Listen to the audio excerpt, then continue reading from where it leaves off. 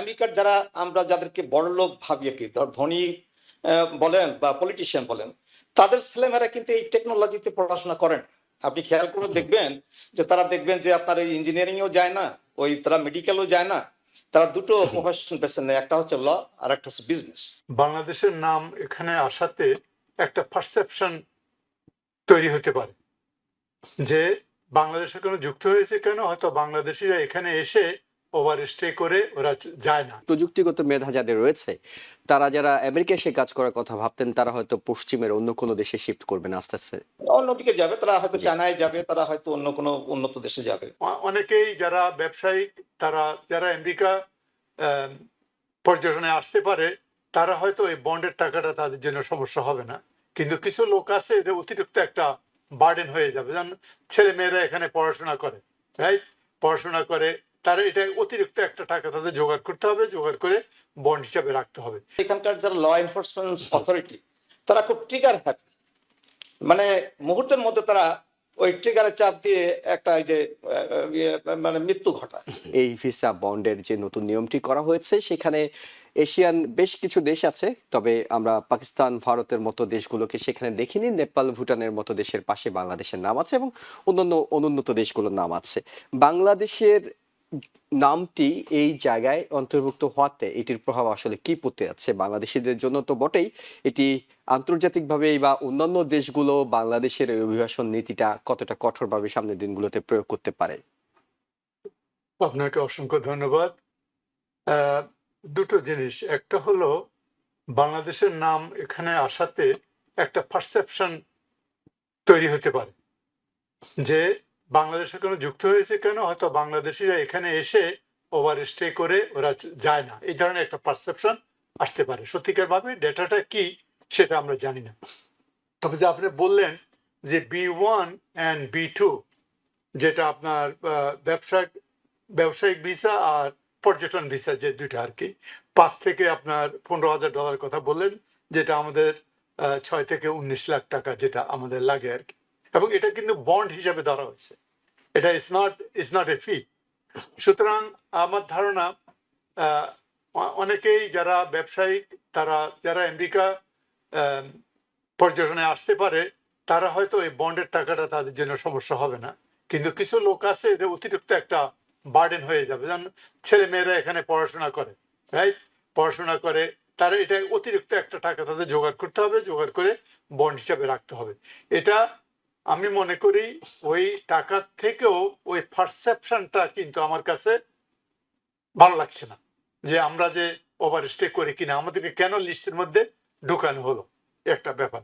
যে এই বন্ডটা তো আগামী জানুয়ারি থেকে শুরু হবে এবং এটা পরীক্ষামূলক 1 বছরের জন্য ওটা বলা হয়েছে।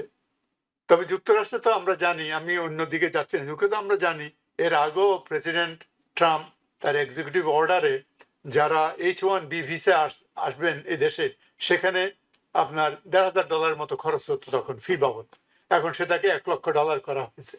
যদিও এটা যারা দরখাস্ত করে তারা হয়তো দিবেন না, এমপ্লয়াররা হয়তো দিবে, বাট স্টিল এটাকে যে একটা, এখন এটা ভালো মন্দ আমি দুটো দিকে আছে। একটা দিক যেরকম আমাদের বাণিজ্য মন্ত্রী বলেছেন, লিপনিক, উনি বলেছেন যে আমেরিকাতে অনেকগুলো লিডিং ইউনিভার্সিটি আছে ওয়ার্ল্ডের, এই লিডিং ইউনিভার্সিটি গুলোতে ছেলেপেলেরা পড়াশোনা করে তারা বের হয়, এরা ব্রিলিয়ান্ট স্টুডেন্ট, এদেরকে তোমরা ট্রেন করো না কেন, তোমাদের ম্যান পাওয়ার দরকার, এদের ট্রেন করো না কেন।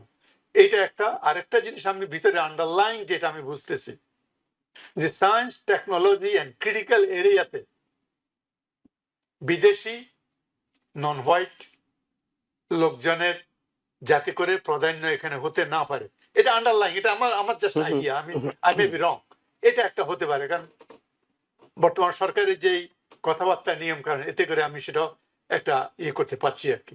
এবং এটার জন্য আপনার ইভেন H1B ভিসারও কিন্তু অ্যাপ্লিকেশন সংখ্যা কমে গেছে, প্রায় 1 লাখের মতো কমে গেছে যদিও আর কি, রাইট। তো এই জিনিসগুলো আমি মনে করি আমাদের জন্য একটা পার্সপেক্টিভের ব্যাপার, পারসেপশনের ব্যাপার। 2 number is more than the মানি যেটা আমরা বন্ড হিসাবে দিতে হবে, তার জন্য বলে আমি মনে করি। জি, ডক্টর মনির মোস্তফা আলী, আপনি যদি এই বিষয়ে কিছু যোগ করতে চান তাহলে সেটি আমরা শুনবো। তবে আমরা আলোচনাটা মূলত আপনার সাথে যেটি করতে চাই, মিনেপোলিসে আইসির এজেন্টদের হাতে গুলিবিদ্ধ হয়ে এক মহিলার মৃত্যুর বিষয়টি, সেখানে অনেক বিক্ষোভ হচ্ছে, সেখানকার গভর্নর কথা বলছেন, মেয়র কথা বলছেন, সবাই প্রতিক্রিয়া জানাচ্ছেন, দেশব্যাপী অনেকে এটা নিয়ে প্রতিক্রিয়া জানাচ্ছেন। আপনার প্রতিক্রিয়াটি একটু শুনতে চাই যে অভিবাসন নীতি কঠোর হচ্ছে, কিন্তু সেটি আসলে এই ধরনের ভয়ঙ্কর ঘটনায় রূপ নেওয়াটা কতটা দুঃখজনক? আগে আমি অভিবাসনের জি। ব্যাপারে কিছু অ্যাড করতে চাই। মহসিন ভাই খুব ভালো বলেছেন, কিন্তু কিছু জায়গায় একটু আমার মনে হয় মিস হয়েছে, যেটা হলো ওই যে আপনিও যেটা উল্লেখ করেছেন যে 5 লক্ষ, 10 লক্ষ, 15 লক্ষ টাকার যে ব্যাপারটা, বাংলাদেশি যারা B1 এবং B2 ভিসায় এখানে আসবে, ওখানে কিন্তু যেমন পাটোয়ারি ভাই বললেন যে যাদের ছেলেমেয়েরা এখানে পড়াশোনা করে, তাদের বাবারা হয়তো অতটা ধনী না, মা বাবারা, তাদের জন্য এই 5 লাখ, 10 লাখ বা 15 লাখ খুব একটা বেশি ধরনের, বড় ধরনের অঙ্ক হতে পারে। ওখানে কিন্তু আর একটা আছে, অপশন আছে, সেটা হচ্ছে একেবারে জিরো হতে পারে। হুম হুম। এটা কিন্তু ডিপেন্ড করে কনসুলার যে অফিসার, অফিসারের উপর। যিনি হুম। যে ভিসা অফিসার, সেই ভিসা অফিসারের উপর তিনি কিন্তু জিরো করতে পারেন। এটা আমি অ্যাড করতে চেয়েছিলাম। তো এখানে ব্যাপার হলো, আসলে আমার মনে হয় তারা ইন্ডিভিজুয়াল টু ইন্ডিভিজুয়াল এটাকে করবে, ইভালুয়েট করবে, এবং তাদের ইভালুয়েশনের ভিত্তিতে এই চাঁদাটার পরিমাণটা তারা নির্ধারণ করবে। কাজেই হ্যাঁ, অভিবাসনটা একটু কঠিনতর হবে, এতে কোনো সন্দেহ নেই। হ্যাঁ, তো তো এটা তো ডোনাল্ড ট্রাম্পের নীতি।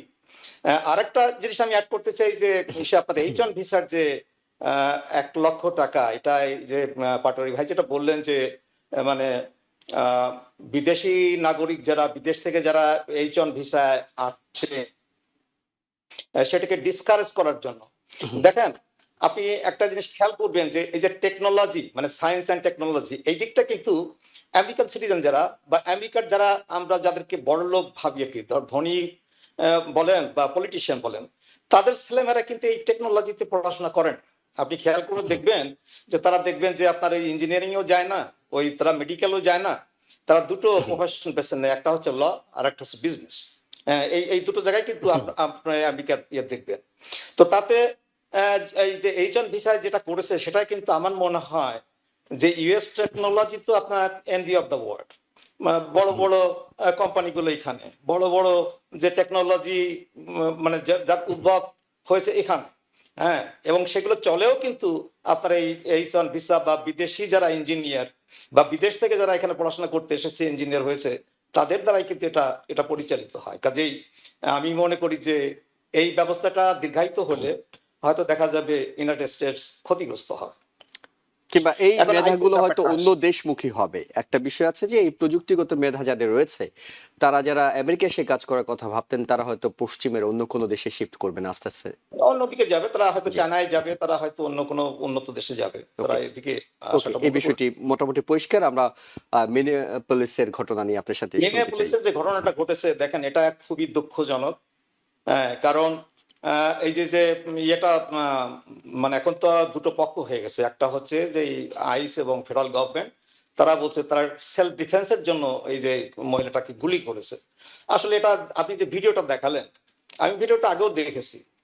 এখানে আমরা কি দেখলাম, এটা কি আমরা এই মানে কোনো ভেহিকুলার ই করার জন্য, মানে অ্যাক্সিডেন্ট করানোর জন্য কি এই মহিলাটা চেষ্টা করেছে?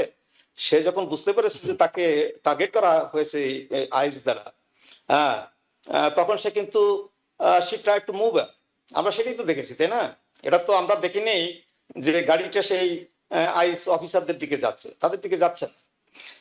এই যে যে ইউএসএ যে ব্যাপারটা, মানে ধরেন একটা চেঞ্জ হতে পারতো, এই মহিলাটাকে ধরা যেত, কিন্তু আমি একটা জিনিস খেয়াল করেছি বহু বছরের দেশে বাস করার ফলে, সেটা হলো এখানকার যারা ল এনফোর্সমেন্ট অথরিটি, তারা খুব ট্রিগার হ্যাপি, মানে মুহূর্তের মধ্যে তারা ওই ট্রিগারে চাপ দিয়ে একটা এই যে মানে মৃত্যু ঘটায়।